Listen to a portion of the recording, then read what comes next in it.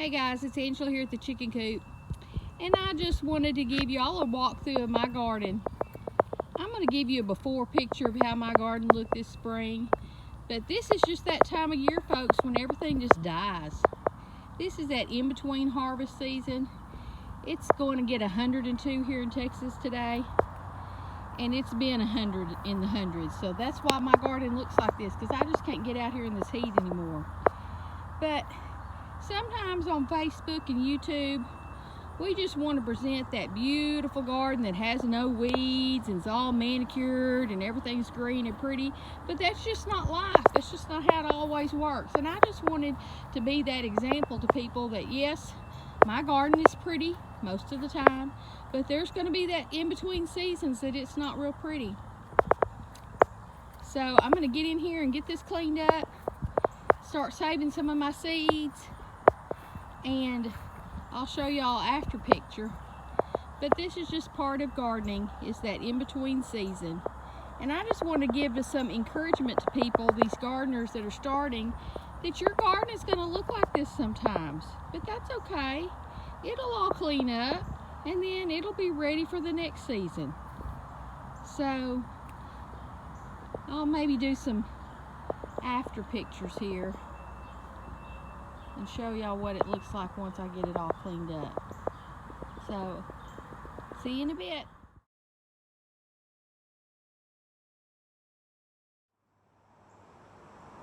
Hey guys, it's Angela here at the Chicken Coop, and I don't have any makeup or anything on today because I'm working out in the yard, but I just wanted to show y'all a little bit what I'm doing. Behind me here is our compost pile. I'll flip the camera around here and show you about that, but what it is every year, my husband, we have a sweeper on our riding lawnmower, and we have 5.5 acres here. And so he collects all the leaves with that sweeper, and he piles them up here in this corner. And then we add to it, we have horses and we have chickens, and anything that we are going to compost and recycle goes over here. All of our, any scraps or waste that the chickens wouldn't eat go in here. And so we make our own compost, and by the end of winter and the next time spring comes around, this pile is huge. And so we've been using it throughout the year in the spring and summer, and it is a wonderful benefit for your plants to use compost, and especially leaf mulch compost. And of course your chicken manure, it has to age because it's too hot to put on your plants right now. If you were doing just a spring garden, you could put the chicken manure straight on your garden and let it sit and go fallow for the winter time and reuse it. But for now, you know, it would be too hot.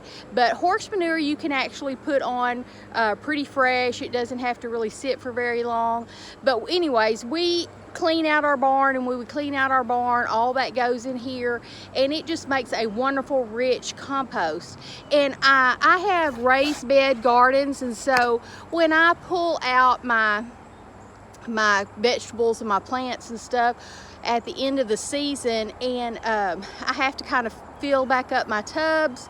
And also too, because I put compost in, it decomposes, and the dirt in my soil level in my raised beds shrink and kind of go down, because it's always breaking down and everything. So I use this to fill up my raised beds every year and to amend my beds. And so I have never planted a fall garden, but I'm going to try to plant some things this year. I was almost about to give up, but I actually went to Walmart yesterday, and they had some plants for sale for a fall garden. I was shocked that Walmart would have that, and I didn't get time to start my own seedlings or anything off this year, so I was really just going to kind of forego it because I've never done a fall garden really.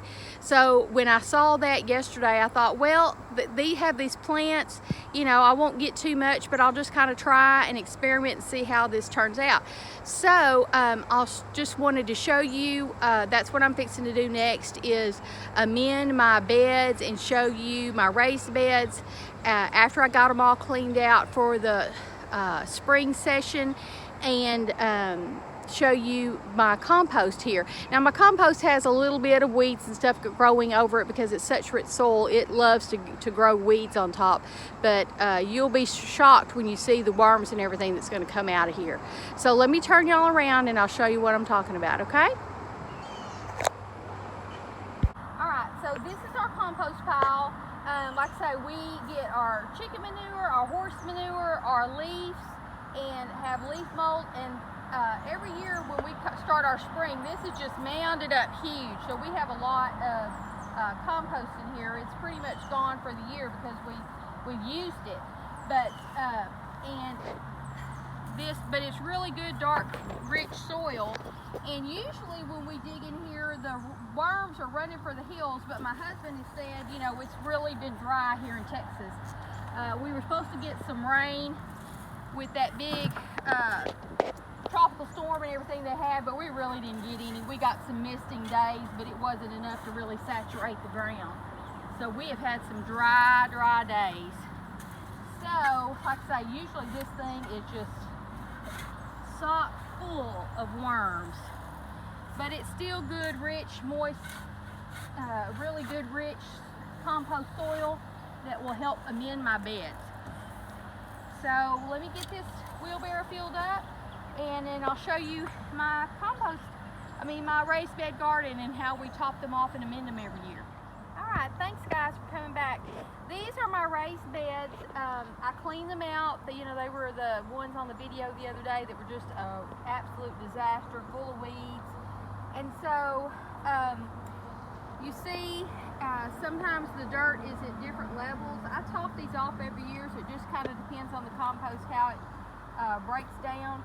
But I'm going to add some of this compost to all the tubs, and I'm going to plant my tomatoes here. So I got some really good tomato plants at Walmart. I was really shocked how well they looked.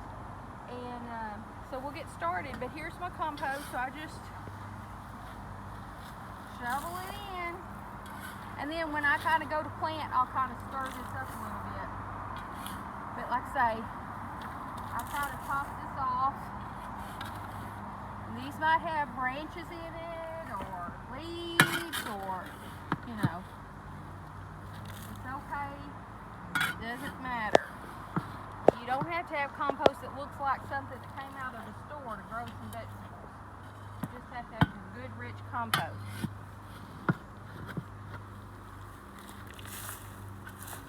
See, like there's some leaves that are still not broke down good, but I'll just kind of break that up. It'll be fine.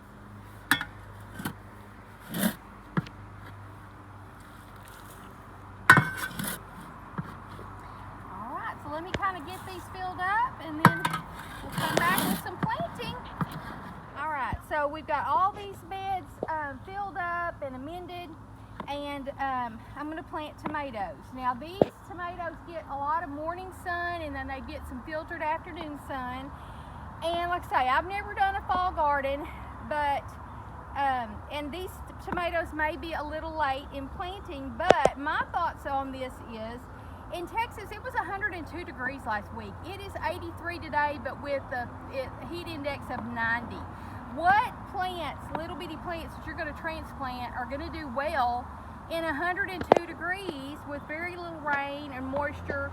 To me, they're just not going to do well. So I feel like I'm still in a good window to plant these tomatoes. I may be wrong, but I'm going to plant them. Now, I also have some organic slow-release fertilizer that I bought, but I hate it because it stinks to high heavens. So I'm going to use it up with these tomatoes and try to get rid of that because I do not like it. Just how it smells, it just smells terrible. And so what I'm going to do is I'm going to dig a deep hole with my tomatoes, because when tomatoes, you want to kind of bury your tomatoes. You want to take all these lower leaves off, just pinch them off, and then you want to bury this tomato. These tomatoes are really dry. We need to get them watered today. But you want to plant this really deep. So I'm going to put a couple of scoops of organic compost in here. Bury that tomato. and then cover it up. So that's as easy as it is to plant tomatoes. And then we've got some tomato cages I'll put on them, and then as they grow we'll get them staked up. But I've got 10 tomatoes that I'm going to try to grow, and some other plants. We'll get back to those in just a minute. Alright, so I got all these tomatoes planted, and we're working on getting them staked up with our tomato cages. We have used these tomato cages for years and years. They don't look too pretty, but they do the job. And it's all about recycling and reusing, folks. And so one of the things I wanted to talk to you about is I may have to come back in later and trim off some more of these lower branches for these tomatoes, but it is the fall session, so I'm not going to do it yet. I don't want to stress out the plants too much more. I've watered them good. One of my tips for y'all for watering, if you're hand watering and you don't have a drip irrigation system or anything, what I do when I'm watering, because what ends up happening is you start watering, and then those last few plants that you water, you're like, I'm kind of tired of this, and they don't get the same amount of water. And so what I do is when I stand there and I'm hand watering these plants, I count. And I count this time, because I was giving them a good soak. I counted for like 60 seconds. 1001, 1002, 1003, 1004, 1005. And I do that. We do some overhead watering, but I do that, y'all, for my entire garden in the summertime. That's why I'm saying sometimes a smaller garden is better if you don't have drip irrigation. And that was one of the things I wanted to try to work on this fall, but this spring, but it just didn't get done, is trying to establish some drip irrigation. But if you are hand watering your garden, that's one of the things, is either you need to flip sides, like start with the other end of the garden and water backwards, and then the next time water forwards and backwards, and that way, because you'll end up inevitably the last of your garden plants that you water will be less than the rest of your plants. And some plants do require less, but you know, in these tubs, luckily with all this compost, mine really do hold a lot of soil, a lot of moisture, so I'm pretty lucky. But we do have to, you know, supplemental water in here. Plus we're in Texas. You're going to have to supplemental water in Texas. I don't care where you're at, really, folks. So the other thing I wanted to show you is some things that I'm kind of a lazy gardener, and I try to not do what I need to be doing, but these cages are very top heavy. When that tomato grows, they're going to be top heavy, and the first good wind, they're going to blow over and break your tomato plants. So my suggestion is to try to tie some of them together and try to stake them with some stakes to hold the cage into your garden. It doesn't matter whether you have an in-ground garden or a raised bed garden. That is going to be an issue when you're using these type of tomato cages. So one of the things that we use is, my husband found a roll of this gasket, rubber gasket stuff, and we use it a lot to tie this up. I think this needs to be better, but tie these together. And they're also good for staking your tomatoes with, because they're kind of stretchy and you can put them loose, and they're easy to untie when you're done. And we have used these over and over and over again. And so that's just a little handy thing when you're out and about shopping. Some things that you see that may not be used for what you bought them for could be good things to be used in your garden. Secondly, like I say, these tomato cages are awful old. I don't even know where we got them. I don't think we made them. I think I bought them from someone. But there are places in them. Let me see if I can find one. Let's see. Here's one where it's kind of come off of this. Let's see if I can show you. Off of this wire, but that could be wired back together. That's something I could do when I put my garden to bed this year, is go through all my tomato cages and take some little gauge wire and wire those back up. And you know, then I would get even more use out of these cages. but that's another little tip that I wanted to give you. So we're staking these up. We're just about finished. We'll tie them together, and then that's my tomatoes for the fall. I got some broccoli, some celery, and maybe some kale or something. I don't even remember what all I got, but we'll get back with you on that, okay?